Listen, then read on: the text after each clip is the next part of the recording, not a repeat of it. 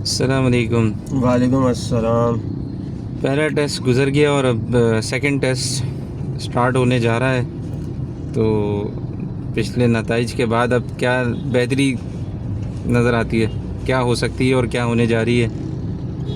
देखो, बेहतरी तो इतनी सी हो सकती है कि जो मौजूदा स्क्वाड में लोग हैं उनका बेहतरीन इस्तेमाल किया जाए। पहले टेस्ट में हमने वो भी नहीं किया। पहले टेस्ट में हमने साजिद खान को बिठा दिया। बाबर आज़म अनफॉर्चुनेटली कहें या फॉर्चुनेटली अनफिट हो गए, तो बाबर आज़म का फैक्टर भी अपनी जगह पे आ गया। लेकिन बाबर आज़म का किरदार तो अब्दुल्ला फ़ज़ल ने पूरा कर दिया। शायद बाबर आज़म इतना भी नहीं करते जितना अब्दुल्ला फ़ज़ल ने किया। लेकिन जो बॉलिंग के साथ हमने ज़्यादती की, उसमें साजिद खान को हमने बिठाया, खुर्रम शहज़ाद को हमने बिठाया, जो कि बिल्कुल सही नहीं है। बाकी तो हम कोई मेजर तब्दीली अब कर नहीं सकते। अब एक ही फैक्टर आता है कि बाबर आज़म को वापस लेके आया जाए, जो कि मुझे नहीं पता कि किस हद तक सही साबित होगा। बाबर आज़म के बारे में तो खैर कुछ कहना मीडिया पे बड़ा मुश्किल हो जाता है, उनके फैंस एक्सेप्ट नहीं करते। बाबर आज़म तो टोटल फेल चल रहे हैं। उनका फेलियर शान मसूद भी भुगत रहे हैं और पाकिस्तान टीम भी भुगत रही है, क्रिकेट टेस्ट टीम। लेकिन बहरहाल अब लग तो ऐसा रहा कि बाबर आज़म आएंगे, उसमें फिर इमाम या सऊद शकील बैठ जाएंगे, जो कि अगर सऊद शकील को बिठा रहे हैं तो सरासर ज़्यादती होगी, क्योंकि वो आपका बैकबोन है। उसको बैठना नहीं चाहिए किसी सूरत भी, ठीक है ना। वाइस कैप्टन भी है शायद वो, तो फिर खैर वो तो एक अलग टॉपिक है। हमारे यहाँ बैठाने को बिठा देते हैं। इतना ज़्यादा आजकल वाइस कैप्टन का मेरे ख्याल है कोई तस्वुर बहुत ज़्यादा रहा नहीं है फ़ाल, जैसा पहले होता था कि वाइस कैप्टन होता था और नेक्स्ट कैप्टन होते थे। मुझे लग रहा है कि ये इतना बोल्ड स्टेप नहीं उठाएंगे। कैप्टन बैठ भी जाते थे, रेस्ट भी कर लेते थे पहले। अब वाला असल में तो नहीं कि कैप्टन रेस्ट ही नहीं करते। अगर एक्चुअल में मुझसे पूछे ना, एक्चुअल में मैं अगर टीम का बड़ा होता तो मैं तो शान मसूद को कल बैठा देता। Simple is that. मुझे इमाम पे अभी भी भरोसा है कि वो कुछ कर जाए। शान मसूद पे मुझे बिल्कुल भी भरोसा नहीं है। मैं शान मसूद को बिठा देता और सऊद शकील को एक मैच की कैप्टनसी दे के देखता कि क्या वो करता है, देखते हैं इसी टीम के साथ, ठीक है। और देखो भाई, ये शॉर्ट टर्म में आप ये कर सकते हो जो अभी मैंने आपसे डिस्कस किया कि कल आप जो है जब भी टेस्ट शुरू होगा वो आप इमाम को बिठाओ और बाबर आज़म को खिला लो। अब्दुल्ला फ़ज़ल और अज़ान उवैस जो है ओपन करें, ठीक है। बाबर आज़म शान मसूद वन डाउन आए, मेहरबानी होगी शान मसूद की। ये भी एक मेरे ख्याल है ये कि इमाम जो है वो बैठेंगे और अज़ान उवैस तो ओपनिंग पे हैं ही, इसके साथ हो सकता है शान मसूद वापस ओपन स्पॉट पे आ जाएं। ये होगा नहीं, ये होगा नहीं। उसकी वजह मैं आपको बताऊं, हमारे यहाँ बहुत अरसे से ये चीज़ आ गई है कि बड़े खिलाड़ी ना अपनी कुर्बानी नहीं देते। कुर्बानी का बकरा सिर्फ बच्चे बनते हैं, ठीक है। तो ये मुझे बहुत मुश्किल होता हुआ लग रहा है। हाँ, मैं एक बात समअप कर रहा था कि शान मसूद वैसे कौन सी पोजीशंस पे खेलते रहे पिछले सीजन में? One down. शान मसूद ने अपने आप को इसी जगह सेट किया है क्योंकि उनको पता था कि मैंने शान मसूद कैप्टन रहे हैं ना, दूसरी टीम में भी कैप्टन रहे। तो खैर बात इतनी सी है कि अभी तो स्लॉट यही है हमारे पास कि बाबर आज़म को किसी की जगह पे खिला लिया जाए और मेहरबानी होगी अगर खुर्रम शहज़ाद और साजिद खान को वापस ले आया जाए, ठीक है। अब साजिद खान किसी जगह आएंगे? नुमान अली ड्रॉप होंगे, हसन अली ड्रॉप होंगे। मतलब दो स्पिनर्स के साथ, दो स्पेशलिस्ट स्पिनर के साथ जाना चाहिए। बिल्कुल, आप बांग्लादेश को देख लें, ठीक है। आप उसकी मेहदी मिराज की बॉल तो देखें, आप कॉन्फिडेंट है ना वो, तो अजान वो क्लियर भी हैं, क्लैरिटी भी थी उनको कि पिच कैसी है और कैसी नहीं है। और हमारे यहाँ शायद क्लैरिटी नहीं थी, हम सिर्फ ग्रीन टॉप देख के, वो टॉप से ग्रीन देख के बस वहीं हमने बोला कि यार स्पिनर एक ही खिलाए। अच्छा, बात मेरी दूसरी तरफ चली आ रही है। फिर बाद में समझ में आया कि 40 ओवर बाद स्पिनर को लाना पड़ा। आपकी दोनों सवालों का मैं जवाब देता हूँ। अज़ान उवैस ने जितना अच्छा ऑफ स्पिनर को खेला है, मेरा नहीं ख्याल कि अगर साजिद खान को मौका मिलता तो बांग्लादेशी इतना अच्छा खेल पाते। अज़ान उवैस के अलावा तो किसी ने खेला ही नहीं। उसने जितना वेल लेफ्ट किया है, जितना वेल बैटिंग की है मेहदी मिराज के ऊपर, अब मुझे नहीं पता बाकियों ने कितना अच्छी बैटिंग की है, मैंने उसकी बैटिंग देखी है भाई, बेहतरीन बैटिंग की। उसने तो ओवरऑल जो है सिर्फ स्पिनर्स की बात नहीं है, उसने तो उसके भी पेसर्स को जिस तरह छक्के खेला छुड़वा है दिए आप, जिसने 5 विकेट वो ऐसा लग रहा था कि वो इनिशियल वो प्लान उनका था कि ये इनको जो है बैकफुट पे बाउंसर खिला के जो है आउट करना है। उसने बाउंसर्स पे हुक पुल शॉट सब मारे, प्रॉपर शॉट मारे हैं, प्रॉपर शॉट। तो अजान उवैस से मैं बहुत खुश हुआ हूँ और मुझे बड़ी उम्मीद है कि अगर हमारी क्रिकेट की मैनेजमेंट सिंसियर हो जाए ना, या उनको ये ख्याल आ जाए कि भाई अब क्रिकेट के साथ बहुत हो चुका, तो मेरे ख्याल से यंगस्टर्स हमारे पास बहुत टैलेंटेड मौजूद हैं अभी भी।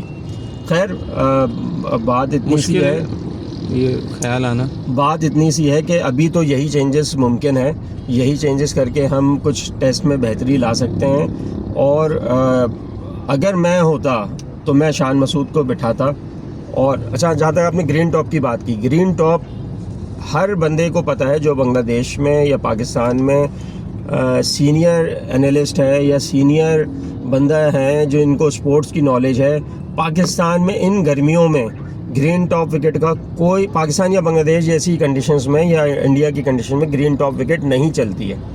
तो फिर हमारे क्रिकेटर्स को ये बात क्यों नहीं समझ में आती है? क्रिकेट के करता धरता उस वक्त होते हैं ऑन फील्ड, उनको ये बात क्यों नहीं समझ में आती? बड़ी अजीब सी बात है कि अभी तक ऐसा लगता है हमारे जितने सीनियर भी हो जाते हैं तब भी जो है वो बस अपेरेंटली देख रहे हैं, जो हम देख रहे हैं वही डिसीजन करते हैं कि अपेरेंटली देख रहे हैं कि ग्रीन टॉप विकेट है तो बस ग्रीन जो है वो दूसरी समझ लिया। ग्रीन टॉप विकेट के हिसाब से भी बॉलर नहीं खिलाए ना आपने। आप खुर्रम शहजाद को खिलाते हैं ना, वो भी तो उसकी बॉल में पेस है, उसकी बॉल में तो समझ नहीं आ रहा भाई, खुर्रम शहजाद आपका खेलता आ रहा है तो क्यों नहीं खिलाया आपने? आप मजहर अरशद के पीछे बात कर रहे थे, मजहर अरशद ने बोला कि सेकंड तो क्या थर्ड रिप्लेसमेंट पे भी खुर्रम शहजाद बनता था। तो मसला ये ना, आप मतलब आप इससे ज़्यादा क्या बोला जाए, जब हम पिछले उसमें भी गुफ्तगू कर चुके हैं कि हसन अली साहब की 100 से ऊपर की एवरेज है 2023 से और 200 से ऊपर की स्ट्राइक रेट है। मतलब 200 का मतलब आप 30-40 ओवर के बाद जो है 1 विकेट ले रहे हैं। अच्छा, 30-40 ओवर करा के 1 विकेट ले, मैच में वो 3 विकेट ले गए, लेकिन सवाल ये है कि ये मतलब तो नहीं है कि वो किस मौके पे ले गए। ये क्रिकेट में ना बहुत मायने रखता है, किस मौके पे ले गए। वो 3 विकेट मैच हारने के बाद ले गए थे, तो 3 क्या 10 भी ले जाएं तो कोई फर्क नहीं पड़ता, लेकिन हमारे यहाँ ये नहीं होता काउंट एवरेज गिनते हुए। पहले दिन आपका जो है वो स्कोर 300 लग गया 4 आउट पे, और अगले दिन जो है वो 400 से ऊपर स्कोर हो गया। अगले दिन अब्बास ने पकड़ा था भाई 400 स्कोर जो है वो आपका क्या है, मतलब 400 स्कोर एक अच्छा स्कोर समझा था। अगले दिन भी अब्बास ने पकड़ा। आप 300 के अंदर अंदर उसको निपटाते तो एक समझ में आता। अगर मोहम्मद अब्बास नहीं पकड़ता ना, ये पकड़ में नहीं आने वाले थे, ये 400 क्या 450 500 बनाते। अच्छा, इमाम उल हक के हवाले से आप शान मसूद को बिठाने की बात कर रहे हैं। मेरा ओपिनियन ये है कि शायद इमाम उल हक भी जो है कोई कंसिस्टेंट जो है वो नहीं रहे पिछले सीजन्स में। एक तो रेगुलर उस तरह शायद नहीं खेल रहे, दूसरा कंसिस्टेंसी जो है शान मसूद से भी कम है उनकी। आपने अपने सवाल में ही आपने अपना जवाब दे दिया, यही जवाब है।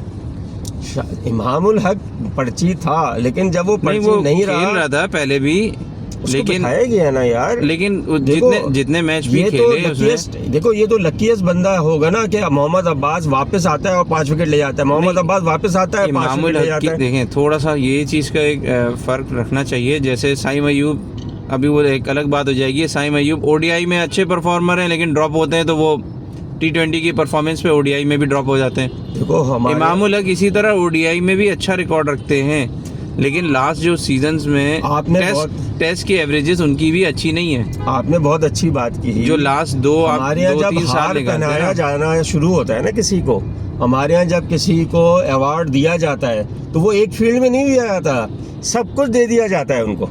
तो अब और जब छीना जाता है ना तो सब कुछ छीन लिया जाता है। बिल्कुल गैर मंतकी और बिल्कुल बेतुकी सी जिसको कहते हैं वो है, जिसको जो जहाँ परफॉर्म कर रहा है वहाँ खेल नहीं रहा, जहाँ परफॉर्मेंस नहीं है वो वहाँ खेल रहा है। जब वो कोई गुड बुक में आता है ना हमारे यहाँ, तो इसी तरह मेरा मानना ये इमाम के हवाले से भी है कि इमाम की वैसे तो परफॉर्मेंस गुज़िश्ता सालों में नहीं अच्छी रही इतनी, उसके मुकाबले में शान मसूद की परफॉर्मेंस निस्बतन बेहतर रही है। आपने खुद इस सवाल का जवाब दिया था, कंसिस्टेंसी के साथ कब इमाम को मौका मिला। एक खिलाड़ी उसी वक्त चल सकता है। ये बात मैं बहुत पहले बाबर आजम के हवाले से भी कहा था कि बाबर आजम का असल इम्तिहान उस वक्त होगा जब उसके ऊपर से हाथ उठेंगे। बाबर आजम को तो खैर बहुत चांस मिले। नहीं, मैं ये नहीं कह रहा। उतना बाबर आजम फ्लॉप होना कब से शुरू हुए? जब से उनके ऊपर प्रेशर आया। ठीक है, खिलाड़ियों का पता ही उस वक्त चलता है जब प्रेशर होता है। सरफराज ने प्रेशर में परफॉर्म किया था। सरफराज अहमद ने अपनी परफॉर्मेंस प्रेशर में दी थी, इसलिए वो ग्रेट बैट्समैन, ग्रेट समझा जाता है, ग्रेट फाइटर समझा जाता है। ठीक है, बैट्समैन तो ठीक है, ग्रेट बैट्समैन है, लेकिन फाइटर था वो। यूनुस खान को आप अच्छा क्यों समझते हो? मुश्किल वक्त में खेलता है।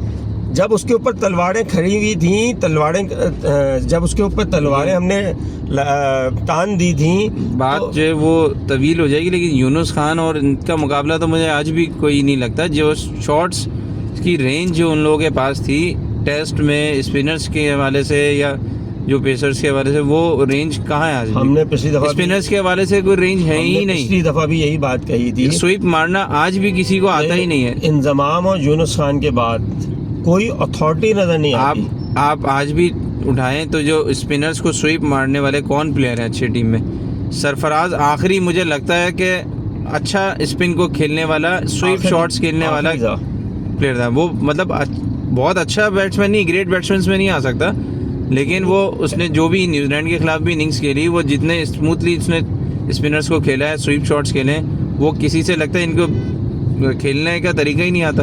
वो खुद घबराते हैं कि ये स्वीप शॉट खेले ही नहीं जाएंगे। अगर कोई बेहतर खेलता है तो वो थोड़ा शकील ही है, लेकिन भाई साहब भी फॉर्म में नहीं है। भाई साहब ने अपने हाथ पे खुद ही, पाँव पे खुद ही कुल्हाड़ी मारी है कि वो T20 को ज़्यादा उन्होंने टाइम दिया है पिछले दिनों, तो अभी आउट ऑफ टच हुए हुए। उम्मीद है कि वो अपनी फॉर्म में वापस आए। सबको जो है ना ये अपना फोकस जो है ना वो सही रखने की ज़रूरत है। और अगर सऊद शकील साहब ने अभी दुरुस्त नहीं किया तो मुझे ऐसा लगता है, होना नहीं चाहिए कि ये भी असद शफीक साबित ना हो। तो उससे बेहतर है कि, क्योंकि असद शफीक को तो शायद फिर भी कंसिस्टेंट चांसेस एक पोजीशन पे मिले हैं 77 मैचेस, तो लेकिन इस तरह मिलते नहीं हैं।